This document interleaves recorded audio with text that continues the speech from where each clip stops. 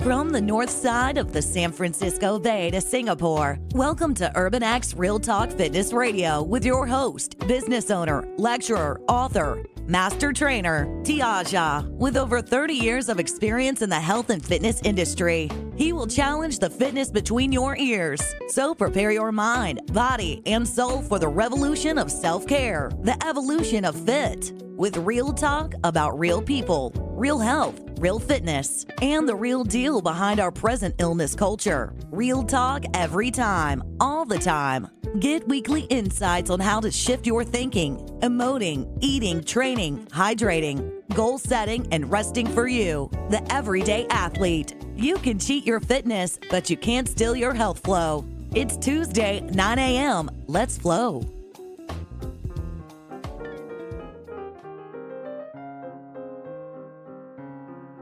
Welcome to Urban X Real Talk Fitness Radio, where we challenge the fitness between your ears. I'm your host, Tiaja. Sometimes we're wrong because we just don't know any better. Then there are those times when we just don't want to know what we don't know.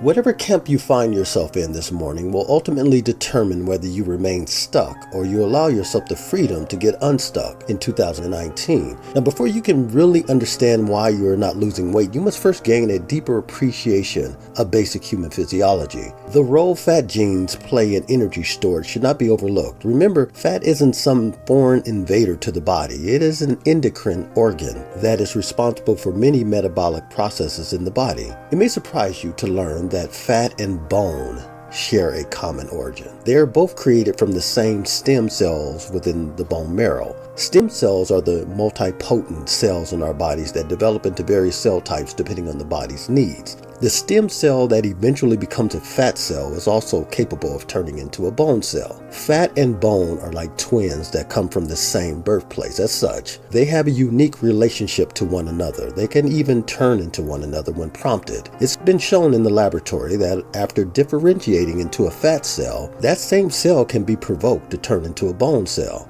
It sounds like science fiction, but it's true. So what makes the stem cell in marrow turn into a bone or a fat cell? Well, it depends on the environment and the needs of the body.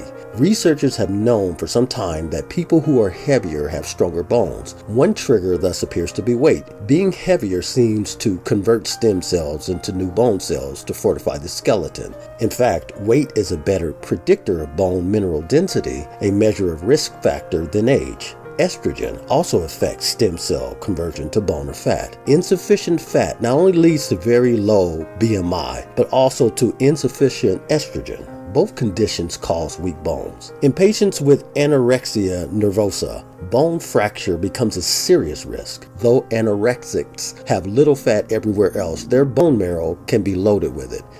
It appears that under anorexic conditions, the body neglects its own skeleton in favor of fat, ordering stem cells in the marrow to convert themselves into adipocytes rather than into new bone cells. The bones loaded with fat and weaker than normal are more prone to fracture. Postmenopausal women in particular rely on their fat to protect their bones. Not only does their weight trigger stem cell conversion to bone rather than fat, but as the ovaries stop producing estrogen, fat becomes the primary source. Aromatase, the enzyme in fat that converts androgens, male hormones, to estrogen, pumps up its activity with age. This makes postmenopausal women dependent on fat for both estrogen and strong bones. So why is this so important? Because you are doing everything in your power to rid your body of its fat, which is the very thing your body is fighting so desperately to keep. The regulation of body fat storage is not simply a matter of voluntary control or social pressures as the commercial diet industry would have you believe. It is a matter of health and disease, life and death, as far as the body is concerned. Hence, your body does everything in its power to balance and regulate its fat, not so you can get into a smaller dress size, but so you can live a normal, healthy life. Let me share a quick story about how your body attempts to maintain balance. In 1994, Dr. Jeffrey Friedman published in the journals Nature and Science that fat is not only metabolically active, it communicates to other cells in the body. In fact, fat, he says, has goals of its own, and its goal is to make sure the body stores enough fat for all the bodily functions it's responsible for. One of the ways it regulates this is by secreting a protein into the bloodstream called leptin. Leptin derives from the Greek word leptos, meaning thin. And most of you have probably heard of leptin without understanding understanding what it was, where it derived, or what its real purpose is in the body. After all, today it's mostly marketed as an appetite suppressant or a weight loss supplement. But leptin is more than an appetite suppressant. Its primary role is to regulate energy in the body. In his published article, Dr. Friedman explained, nature has a very fundamental problem in terms of managing your nutritional state. You consume millions of calories per year. You have pounds of energy deposited as fat, and there is very good reason to believe that it had to be somehow regulated. So how does nature solve a problem of that magnitude, keeping an inventory of millions of calories? And the answer became evident in that moment, is to make a hormone, leptin, that precisely reflects the total number of calories that are stored. In other words, our brains ensure that fat is being cared for, and get this, fed before allowing us to stop eating. Hence, you must feed your fat before the body reduces its fat stores. It was also revealed way back in '94 that the amount of leptin release varies depending on the amount of fat tissue a person has, which is why no diet or workout program can work for everybody. The way leptin partners with other hormones like insulin is truly fascinating. I've been preaching this for years, but for those of you who are hearing these things for the first time, I'm going to bring in Dr. Jason Fung, who describes the relationship between fat and insulin. Always remember that today will be just another day unless you decide today that it won't be. It is Tuesday, January 29th, 2019. Let's flow. When you eat, your body wants to store food energy. Because food energy is coming in, you should store it for a time that you don't have it. And when you are not eating, then insulin falls, and you simply take that food energy that you stored and you burn it. And that's why you don't die in your sleep like every single night. You don't have to eat muffins every 2 hours to survive. Like, it's okay. So if you think about it, now we're eating sort of 10 times a day instead of 3 times a day. So 10 times a day, we are telling our bodies to store fat. It's like, store fat, store fat, store fat, store fat. And then it's like, I wonder why I'm so fat. It's like, because you keep telling your body to do that. And if you want to burn fat, then you got to tell it to stop burning fat. And again, it's a hormonal signal. It's not a caloric signal. It's a hormonal signal. You got to let that insulin fall, because it's when the insulin fall that the body's going to start burning the glycogen, going to start burning the body fat. If you keep your insulin high, then you'll never do it, because insulin is the signal to go high. And this is the problem with type 2 diabetes, because you get this insulin resistance, which leads to high insulin all the time. So it gets harder and harder to lose weight as it goes. So then as you get in sort of like 40 years in, if you're 60 years old and you've been gaining weight since age 20, for example, you have all this insulin resistance. It keeps it high, even though your diet may be good. You have to fight all those years of insulin resistance, and that's why I also say that obesity is really a time-dependent phenomenon. That is, the longer you have it, the harder it is, which the caloric theory completely sort of ignores. That is to say, if you gain 10 pounds from where you are right now, you could lose that pretty easily. Yeah.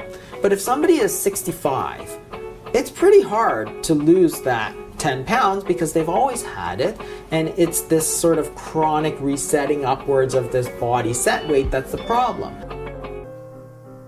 Here are my 2 cents, and feel free to keep the change. Obesity causes insulin sensitivity, not the other way around, but it also causes decreased leptin sensitivity in the body. Leptin is the hormone that tells the brain that you have enough stored energy to engage in normal, relatively expensive metabolic processes. Most research points to the fact that leptin, like many other proteins and hormones in the body, has a certain set threshold for each person. So it stands to reason that something in our environment or in the foods we're eating is possibly switching on and off the body's ability to regulate its fat storage. I've had clients who believe just taking leptin pills orally would change things. Well, it doesn't. Why? Because if your body has decreased leptin sensitivity, then how is it going to respond to more leptin? So taking leptin supplements will do no more than provide you with expensive urine. Now don't get me wrong, I've always been a huge proponent of expensive urine, meaning supplementing for the nutrients the body needs that you can't possibly take in from food consumption alone. What most people don't realize, however, is that their bodies require 90 nutrients per day to reach and maintain optimal health. Depending on who you ask, that's 60 minerals, 16 vitamins, 12 amino acids, and 2 to 3 essential fatty acids. I've also told my clients that gaining or losing weight is an expensive proposition for the body because the body would rather fully adapt than constantly adjust. Exercise, even at a normal rate, is expensive for the body. Puberty and pregnancy, for example, two of the most expensive processes in the body, both require fat production as well as meticulous fat regulation in order to be successful. Thus, any rapid weight loss will result in the body taking drastic measures to correct what it considers an energy crisis. This is why I'm so opposed to those 21-day challenges or any of those challenges that people throw out there just to get your money, to get you to buy into some program that will surely shrink your fat cells for those 21 days or however many days you're going to do the challenge. But I can assure you, your body is going to fight you back. And when it does fight you back, you will not win. And it will be almost impossible at that point for you to lose body fat. See, because the number of fat cells you possess grow through childhood and adolescence, but they stabilize sometime in late adolescence. After that, your fat cell count stays the same. It is now believed that people on the fast track to obesity pack on their fat cells more quickly in childhood and stop producing them around age 16 or 17. By contrast, naturally thin people have fewer fat cells but keep producing them until the age of 18 or 19. Even extreme events, for example, dramatic weight loss through surgery or supersized weight gain, change the size of fat cells in the body but don't nudge the number. That said, many experts believe years of excessive weight gain that leads to hundreds of extra pounds, however, will eventually cause fat cells to multiply. Bear that in mind. Last thing, about 10% of your fat cells die and are replaced each year, whether you're thin, fat, or somewhere in between. Does the diet industry know this? I'm sure, since this information has been available for decades. But listen up. The game is to keep you engaged in purchasing diets or exercise equipment or workout routines every year, if not every few months, until you become consumed with the idea of losing weight. The hope is you will become more than consumed, that you will become a consumer for life. Dear friends, I wish above all things that you prosper just as your soul prospers. You've been listening to Urban X Real Talk Fitness Radio with your host Tiaja. Take a moment and check out our brand new website that approaches your health and fitness from the inside out, from a spiritual perspective. It's called Training the Temple, something I believe we all will need to do more of in 2019 and beyond. I will put a link to the website and YouTube channel in the description. We're also going to start a brand new segment to this podcast called In the News, where we talk about the latest news from around the globe as it relates to health and fitness. All the news you need to keep you up to date on what's going on.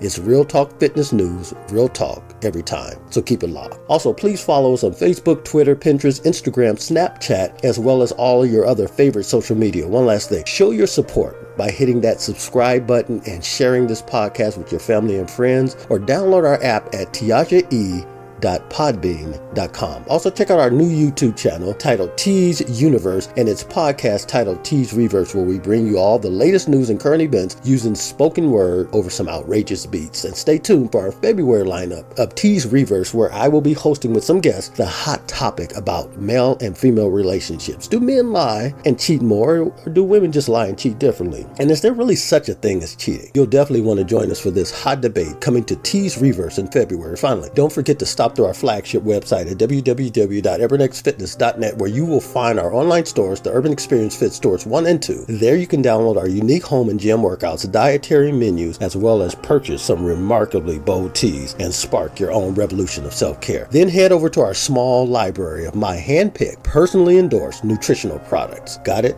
Okay, then get it. Until next week, as always, walk in health and peace.